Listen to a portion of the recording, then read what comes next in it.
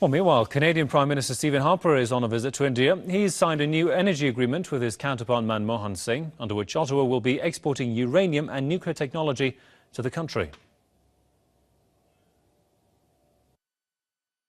Pleased to announce that Prime Minister Singh and I are welcoming the conclusion of negotiations on the administrative arrangements under the Canada-India Nuclear Cooperation Agreement. We look forward to its coming into effect as early as possible and to the inaugural meeting of the Joint Committee established under the arrangement. Canada is an energy superpower and India has enormous energy needs.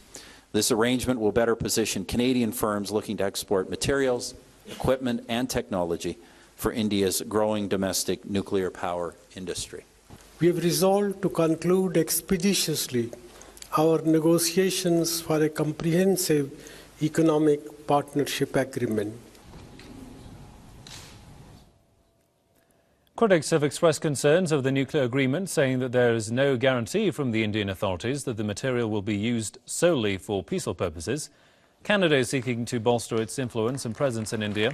Trade between New Delhi and Ottawa reached a record $5.2 billion last year.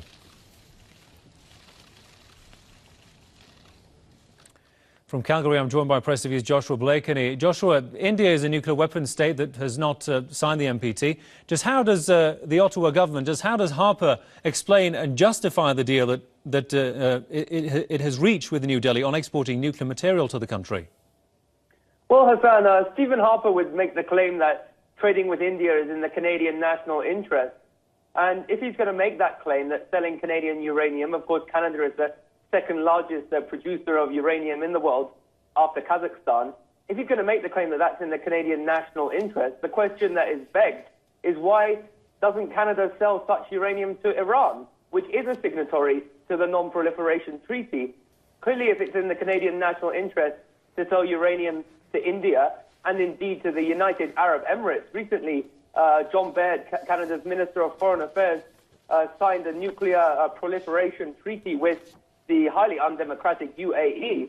If it's in the Canadian national interest to do that, why aren't Canada selling uranium to the Iranian government, who has a peaceful civilian nuclear program? The answer is, of course, as many analysts have argued, that the Canadian government is in cahoots with pro-Israel lobbyists who are seeking to demonize and ostracize Iran when Iran poses no threat to Canada. We've seen, obviously countries like France were selling many Peugeot cars to Iran, and due to the sanctions, have had to axe many jobs amongst its workers.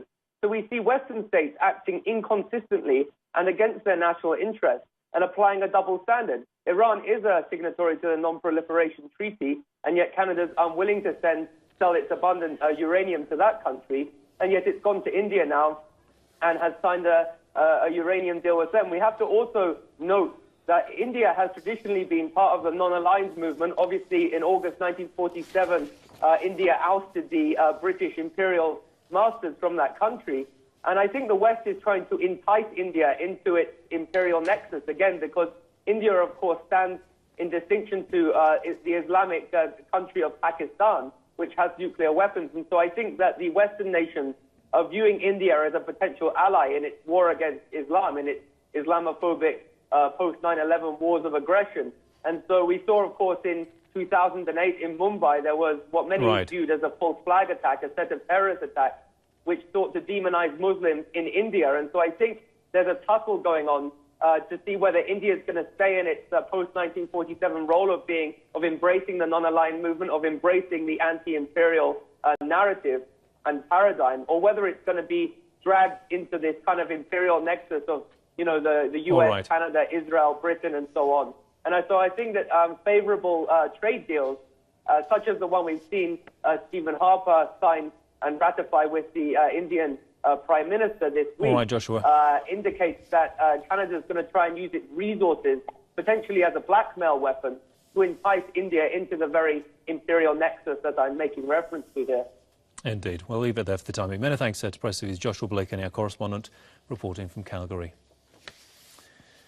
Stay tuned to Press TV. After a short break, we'll be back with these interesting stories. We'll show you the first person who's climbed a skyscraper with a bionic leg.